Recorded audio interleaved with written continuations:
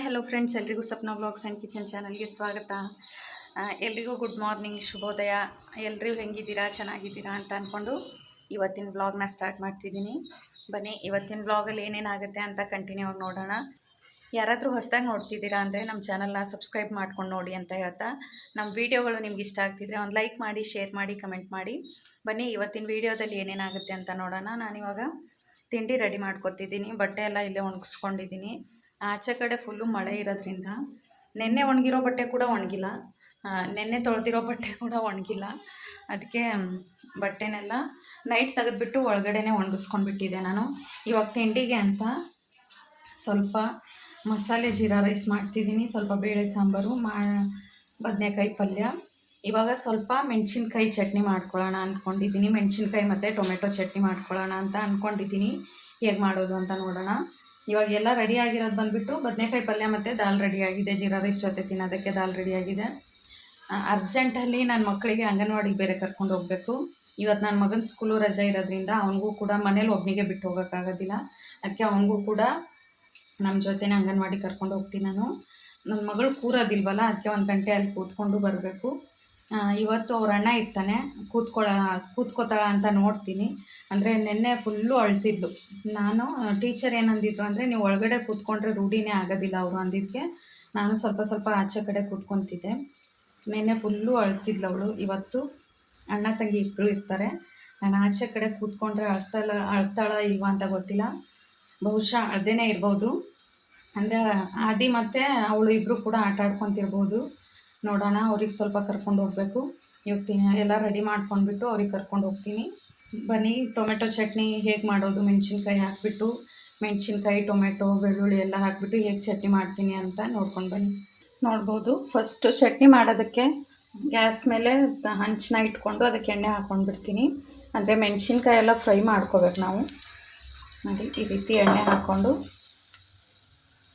Fry ಅನ್ನೋಕ್ಕೇನು ಎಣ್ಣೆಲಿ ಸ್ವಲ್ಪ ಮೆಣಸಿನ್ಕಾಯಿ ಕಲರ್ ಚೇಂಜ್ ಆಗೋವರೆಗೂ ರೋಸ್ಟ್ ಮಾಡ್ಕೋಬೇಕು. ಎಣ್ಣೆ ಹಾಕ್ಕೊಳ್ದೆ ಕೂಡ ಮಾಡ್ಕೋಬೋದು. ನೋಡಿ, ಮೆಣಸಿನ್ಕಾಯಿನ ಹಾಕ್ಕೊತೀನಿ. ಸಿಡಿಯುತ್ತೆ ಮೆಣಸಿನ್ಕಾಯಿ, ಹುಷಾರಾಗಿ ನೋಡಿಕೊಂಡು ನಿಧಾನಕ್ಕೆ ಮಾಡ್ಕೋಬೇಕು. ನೋಡ್ಬೋದು, ಈ ರೀತಿ ಕಲರ್ ಚೆನ್ನಾಗಿ ಚೇಂಜ್ ಆಗಬೇಕು. ಮೆಣಸಿನ್ಕಾಯಿ ಫುಲ್ಲು ಸ್ವಲ್ಪ ಬ್ರೌನ್ ಬ್ಲ್ಯಾಕಿಶ್ ಕಲರ್ಗೆ ಬರಬೇಕು. ಅಲ್ಲಿವರೆಗೂ ಚೆನ್ನಾಗಿ ರೋಸ್ಟ್ ಮಾಡಿಕೊಂಡ್ರೆ ಚಟ್ನಿ ಟೇಸ್ಟ್ ತುಂಬ ಚೆನ್ನಾಗಿರುತ್ತೆ. ಮೆಣಸಿನ್ಕಾಯಿನ ಎಷ್ಟು ಚೆನ್ನಾಗಿ ನಾವು ರೋಸ್ಟ್ ಮಾಡ್ಕೊತೀವಲ್ಲ, ಅಷ್ಟು ಟೇಸ್ಟ್ ಇನ್ಹ್ಯಾನ್ಸ್ ಆಗುತ್ತೆ ಅಂತಲೇ ಹೇಳ್ಬೋದು ಚಟ್ನಿದು.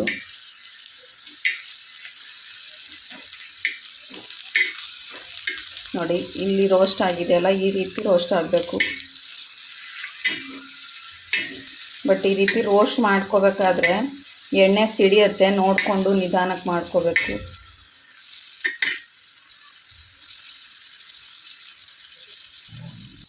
ನೋಡ್ಬೋದು, ಮೆಣಸಿನ್ಕಾಯಿ ಎಲ್ಲ ಚೆನ್ನಾಗಿ ರೋಸ್ಟ್ ಆಗಿದೆ. ಇವಾಗ ಅದರ ಜೊತೆನೇ ಬೆಳ್ಳುಳ್ಳಿನೂ ಹಾಕ್ಕೊಂಡು ರೋಸ್ಟ್ ಮಾಡ್ಕೊಂಡ್ಬಿಡ್ತೀನಿ. ನೋಡಿ, ಈ ರೀತಿ ಕಲರ್ ಇಡಬೇಕು ಮೆಣಸಿನ್ಕಾಯಿದು. ಮೆಣಸಿನ್ಕಾಯಿ ಎಲ್ಲ ಚೆನ್ನಾಗಿ ರೋಸ್ಟ್ ಆದಮೇಲೆ ಬೆಳ್ಳುಳ್ಳಿ ಹಾಕ್ಕೊಂಡು ರೋಸ್ಟ್ ಮಾಡ್ಕೋಬೇಕು. ಇಲ್ಲ ಮೆಣಸಿನ್ಕಾಯಿ ಜೊತೆನೇ ಫಸ್ಟ್ಗೆ ಹಾಕ್ಬಿಟ್ರೆ ಬೆಳ್ಳುಳ್ಳಿ ಜಾಸ್ತಿ ಸುಟ್ಟೋಗ್ಬಿಡುತ್ತೆ. ನೋಡಿ, ಇಷ್ಟಾದರೆ ಸಾಕು. ಇದನ್ನು ಸೈಡ್ಗೆ ಒಂದು ಪ್ಲೇಟಲ್ಲಿ ತೆಗೆದಿಟ್ಕೊಂಡ್ಬಿಡೋಣ.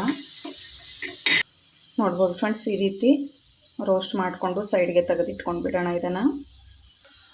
ನೋಡ್ಬೋದು, ಇವಾಗ ಅದೇ ಹಂಚ ಮೇಲೇ ಟೊಮೆಟೊನ ನೋಡಿ ಈ ರೀತಿ ಸ್ಲೈಸಸ್ ಆಗಿ ಕಟ್ ಮಾಡಿಕೊಂಡು ಇದೇ ಹಂಚ ಮೇಲೆ ಹಾಕ್ಕೊಂಡ್ಬಿಡೋಣ, ಎಲ್ಲ ಸ್ಲೈಸಸ್ ಕೂಡ.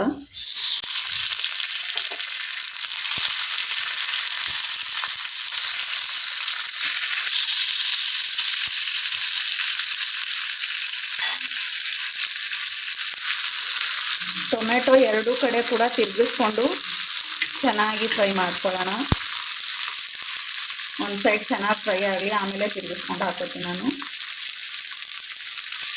ಈ ರೀತಿ ಚಟ್ನಿ ಮಾಡಿದ್ರೆ ಬೇಳೆ ಜೊತೆ, ಸಾಂಬಾರು ಜೊತೆ ಎಲ್ಲ ನೆಂಚ್ಕೊಂಡು ತಿನ್ನೋದಕ್ಕೆ ತುಂಬಾ ಸೂಪರಾಗಿರುತ್ತೆ. ರೊಟ್ಟಿಗೆ ಹಾಗೇ ತಿನ್ಕೋಬೋದು ನಾವು. ರೊಟ್ಟಿ ಮೇಲೆ ಸ್ವಲ್ಪ ಚಟ್ನಿ ಹಾಕ್ಕೊಂಡು ಅದಕ್ಕೆ ತುಪ್ಪ ಇಲ್ಲ ಮೊಸರು ಹಾಕ್ಕೊಂಡು ತಿಂದರೆ ತುಂಬ ಟೇಸ್ಟ್ ಚೆನ್ನಾಗಿರುತ್ತೆ.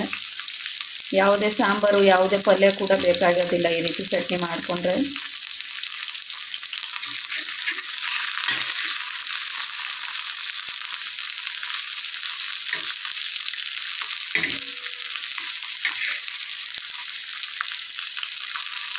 ನೋಡ್ಬೋದು ಫ್ರೆಂಡ್ಸ್, ಈ ರೀತಿ ಟೊಮೆಟೊನ ನೋಡಿ ಇಷ್ಟು ಫುಲ್ಲು ಡ್ರೈ ಆಗೋ ರೀತಿ ರೋಸ್ಟ್ ಮಾಡ್ಕೋಬೇಕು.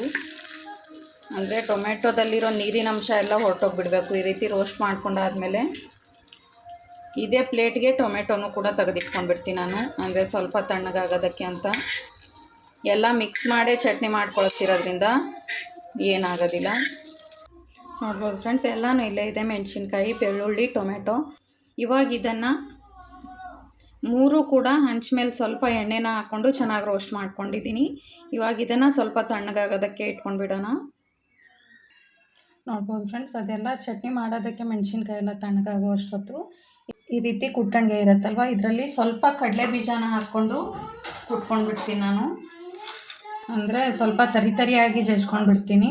ಸ್ವಲ್ಪ ರೋಸ್ಟ್ ಮಾಡ್ಕೊಂಡಿರೋ ಕಡಲೆ ಬೀಜ ತೊಗೋಬೇಕು. ನೋಡಿ, ಡ್ರೈ ರೋಸ್ಟ್ ಮಾಡ್ಕೊಂಡಿರೋ ಸ್ವಲ್ಪ ಕಡಲೆ ಬೀಜನ ಫಸ್ಟು ಸ್ವಲ್ಪ ತರಿಯಾಗಿ ಚಟ್ನಿ ಒಳಗೆ ಹಾಕೋದಕ್ಕೆ ಅಂತ ಅಂದರೆ ಇದರೊಳಗೇ ಮಿಕ್ಸ್ ಮಾಡಿಕೊಂಡು ಚಟ್ನಿ ಕೂಡ ಇದು ಮಾಡ್ಕೊಳ್ಳೋದು ನಾವು. ಇದನ್ನು ಫಸ್ಟು ಕುಟ್ಕೊಂಡ್ಬಿಡೋಣ.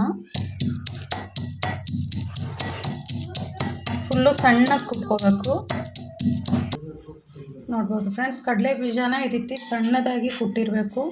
ಮಿಕ್ಸಿಲಿ ಗ್ರೈಂಡ್ ಮಾಡ್ಕೊಳ್ಳೋಕ್ಕಿಂತಲೂ ಈ ರೀತಿ ಕುಟ್ಟಿ ಮಾಡಿಕೊಂಡ್ರೆ ಚಟ್ನಿ ಟೇಸ್ಟ್ ತುಂಬ ಚೆನ್ನಾಗಿರುತ್ತೆ. ನೋಡಿ, ಕಡಲೆ ಬೀಜ ಎಲ್ಲ ಈ ರೀತಿ ಕುಟ್ಟಿದಾದ್ಮೇಲೆ ನಾವು ರೋಸ್ಟ್ ಮಾಡ್ಕೊಂಡು ಇಟ್ಕೊಂಡಿರೋ ಟೊಮೆಟೊ, ಬೆಳ್ಳುಳ್ಳಿ ಮತ್ತು ಮೆಣಸಿನ್ಕಾಯಿನ ಇದಕ್ಕೆ ಹಾಕ್ಕೊಂಡ್ಬಿಡೋಣ.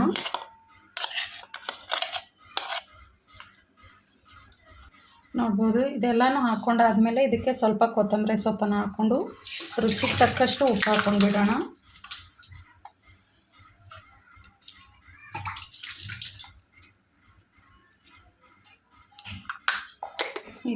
ಸ್ವಲ್ಪ ಉಪ್ಪು ಹಾಕ್ಕೊಂಡಾದ್ಮೇಲೆ ಇದನ್ನು ಕೂಡ ಕುಟ್ಕೊಂಡು ಬಿಡ್ಬೇಕು ನಾವು. ನೋಡಿ, ಫುಲ್ಲು ಸಣ್ಣಕ್ಕೆ ಕಡಲೆ ಬೀಜ ಜೊತೆ ಮಿಕ್ಸ್ ಆಗಿಬಿಡ್ಬೇಕು. ಇದು ನಾವು ಕುಟ್ಟಿರೋ ಕಡಲೆ ಬೀಜ ಮತ್ತು ಈ ಚಟ್ನಿ ಫುಲ್ಲು ಮಿಕ್ಸ್ ಆಗಿಬಿಡಬೇಕು.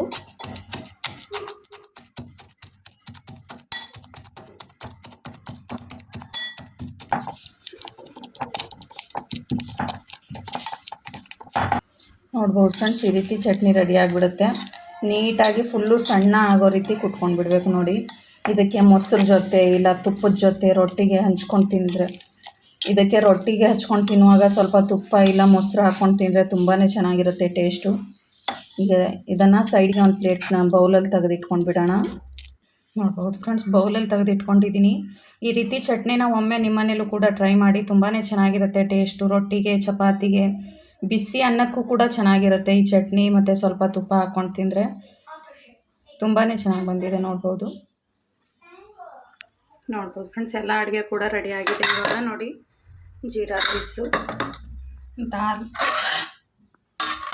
ಸ್ವಲ್ಪ ಚಟ್ನಿ ಮತ್ತು ಇಲ್ಲಿ ಸ್ವಲ್ಪ ಬದನೆಕಾಯಿ ಪಲ್ಯ ಮಾಡಿದ್ದೀನಿ. ನೋಡಿದ್ರಲ್ಲ ಫ್ರೆಂಡ್ಸ್, ಎಲ್ಲ ಅಡುಗೆ ಕೂಡ ರೆಡಿ ಮಾಡ್ಕೊಂಡಿದ್ದೀನಿ. ಇವಾಗ ಬೇಗ ಅವ್ರನ್ನ ರೆಡಿ ಮಾಡಿಸ್ಬಿಟ್ಟು ಅಂಗನವಾಡಿ ಕರ್ಕೊಂಡು ಹೋಗಬೇಕು. ಅಂಗನವಾಡಿ ಕರ್ಕೊಂಡಾದ್ಮೇಲೆ ನೋಡಬೇಕು, ಆಚೆ ಕಡೆ ಕೂತ್ಕೊತೀನಿ ನಾನು, ಒಳಗಡೆ ಕೂತ್ಕೋತಾಳ ಅಂತ ನೋಡೋಣ. ಬೇಗ ಅವ್ರನ್ನೂ ಕೂಡ ರೆಡಿ ಮಾಡಿಬಿಟ್ಟು ಹೋಗ್ತೀವಿ. ಟೈಮ್ ಆಲ್ರೆಡಿ 10 ಗಂಟೆ ಆಗೋಗಿದೆ. 10:30 ಅನ್ನೋಷ್ಟರಲ್ಲಾದರೂ ಅಲ್ಲಿರಬೇಕು. ನೋಡೋಣ, ಹೋಗ್ತೀವಿ. ಇವಾಗ ನನ್ನ ಮಕ್ಕಳಿಗಿಬ್ಬರಿಗೂ ರೆಡಿ ಮಾಡಿಬಿಡ್ತೀನಿ ಫಸ್ಟು. ನೋಡ್ಬೋದು ಫ್ರೆಂಡ್ಸ್, ಇವಾಗ ಅವ್ರಿಗಿಬ್ಬರಿಗೂ ಕೂಡ ಫ್ರೆಶ್ ಅಪ್ ಎಲ್ಲ ಮಾಡಿಸಿ ತಿಂಡಿ ಎಲ್ಲ ತಿನ್ನಿಸ್ಬಿಟ್ಟು ಕರ್ಕೊಂಡು ಹೋಗ್ತಿದ್ದೀನಿ. ಇಬ್ಬರಿಗೂ ಕೂಡ ರೆಡಿ ಮಾಡಿಸ್ಬಿಟ್ಟು. ನಮ್ಮ ದಾದಿದು ಕೂಡ ಸ್ಕೂಲ್ ರಜೆ ಇರೋದ್ರಿಂದ ಅವನಿಗೂ ಕೂಡ ಕರ್ಕೊಂಡು ಹೋಗ್ತಿದ್ದೀನಿ ನಾನು ಇವತ್ತು. ಅವ್ರ ಅಣ್ಣ ಇರೋದ್ರಿಂದ ಕೂತ್ಕೋತಾಳ ಅಂತ ನೋಡಬೇಕು. ಬಟ್ ಇವಾಗಂತೂ ಖುಷಿಯಿಂದನೇ ಹೋಗ್ತಿದ್ದಾಳೆ. ಅವನ ಹಿಂದೆನೇ ಖುಷಿಯಿಂದನೇ ಹೋಗ್ತಿದ್ದಾಳೆ. ಅಲ್ಲಿ ಹೋಗಿದ್ದಾದಮೇಲೆ ಸ್ವಲ್ಪ ಸಪ್ಪೆ ಮುಖ ಮಾಡ್ಕೋತಾಳೆ ಅವಳು. ಬಟ್ ಇವತ್ತು ಅವ್ರ ಅಣ್ಣ ಇರೋದ್ರಿಂದ ಆ ಕಡೆ ಈ ಕಡೆ ಸ್ವಲ್ಪ ಮೈಂಡ್ ಡೈವರ್ಟ್ ಆಗುತ್ತೆ ಅಂತ ಅಂದ್ಕೊಂಡಿದ್ದೀನಿ. ನಾನೇನು ಮನೆಗೆ ಬರೋಲ್ಲ, ಅಲ್ಲೇ 1 ಗಂಟೆ ಕೂತ್ಕೊಂಡು ಅವ್ರನ್ನ ಕರ್ಕೊಂಡೇ ಮನೆಗೆ ಬಂದುಬಿಡ್ತೀನಿ ನಾನು. 1 ಗಂಟೆ ಇಲ್ಲ 1.5 ಗಂಟೆ ಅಲ್ಲೇ ಕೂತ್ಕೊಂಡಾದ್ಮೇಲೆ ಅವ್ರನ್ನ ಕರ್ಕೊಂಡೇ ಮನೆಗೆ ಬಂದುಬಿಟ್ರೆ ಫ್ರೀ ಆಗಿಬಿಡುತ್ತೆ ಅವ್ರ ಮೈಂಡ್ ಕೂಡ. ನೋಡೋಣ, 1 ಗಂಟೆ ಕೂತ್ಕೊಂಡು ಅವ್ರ ಜೊತೆನೇ ನಾನು ಆಚೆ ಕೂತ್ಕೋತೀನಿ. ಆಚೆ ಕಡೆ ಕೂತ್ಕೊಂಡು 1 ಗಂಟೆ ಅವ್ರನ್ನ ಕೂರಿಸ್ಬಿಟ್ಟು ಎದ್ದು ಬರಬೇಕು. ಮನೇಲಿ ಏನೂ ಕೆಲಸ ಮಾಡಿಲ್ಲ, ಎಲ್ಲ ಹಂಗೆ ಇದೆ. ಅಲ್ಲಿಂದ ಬಂದಮೇಲೆ ಎಲ್ಲ ಕೆಲಸ ಮಾಡ್ಕೋಬೇಕು. ಹೋಗ್ತಿದ್ದೀವಿ ಇವಾಗ.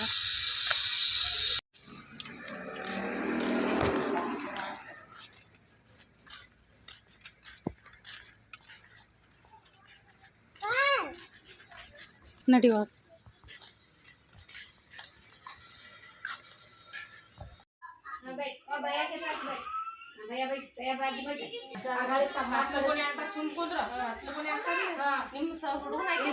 ಹಾಕಿದ್ರು ನೋಡಿ ಹಾಕಿರತ್ತ ಕತ್ಲ ಕೊನೆ ಅಲ್ಲಿ ಒಳಗ್ ಹುಳ ಅದಾವ ನೋಡಿ ಮತ್ತ ಅವಂಗ ಅಗಾಳಿ ಕಡಿತಿತ್ತು ನೋಡಿ ತಮ್ಮಗ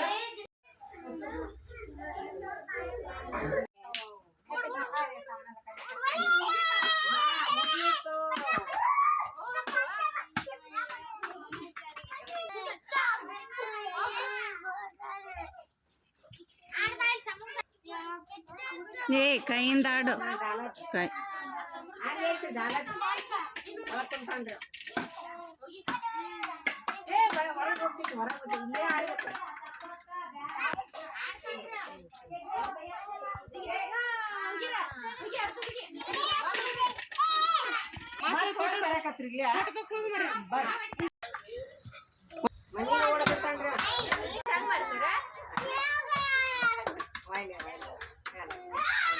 ಕೆಮ್ಮಿ ಕುಚ್ಚಿ ಅವ್ರ ಮಮ್ಮಿ ತರ್ಕತಿಲ್ರಿ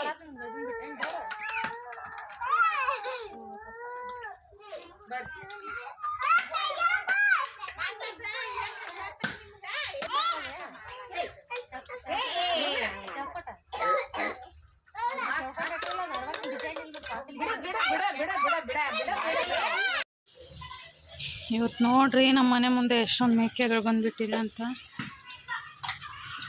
ಅವು ಬಂದರೆ ಒಂಥರ ಹಳ್ಳಿ ಸೊಗಡು ಸ್ಮೆಲ್ ತುಂಬಾ ಚೆನ್ನಾಗಿ ಬರುತ್ತೆ. ನೋಡ್ಬೋದು ಎಷ್ಟೊಂದೆಲ್ಲ ಇದೆ ಅಂತ. ತಿಂತಿದೆ ಇಲ್ಲೆಲ್ಲ ಹುಲ್ಲಾಗಿದೆಲ್ಲ, ಅದಕ್ಕೆ ಬಂದಿದೆ ಅದೆಲ್ಲ.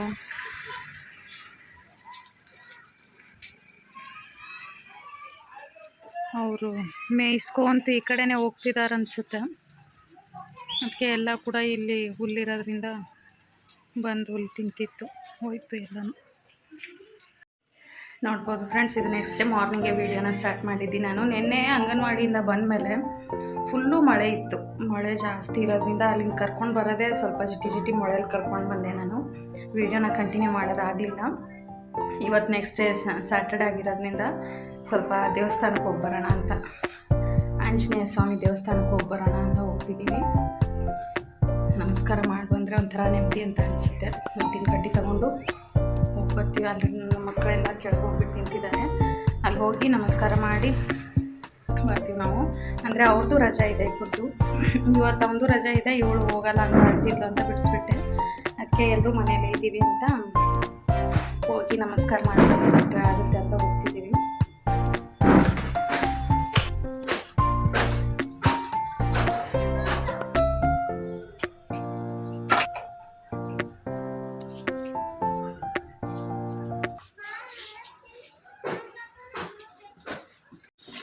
ಬನ್ನಿ ಫ್ರೆಂಡ್ಸ್, ನಿಮಗೂ ಕೂಡ ಕರ್ಕೊಂಡು ಹೋಗ್ತೀನಿ. ಆಂಜನೇಯ ಸ್ವಾಮಿಗೆ ನೀವು ಕೂಡ ನಮಸ್ಕಾರ ಮಾಡಿ ನಾವು ಕೂಡ ಹೋಗಿ ಬರ್ತೀವಿ.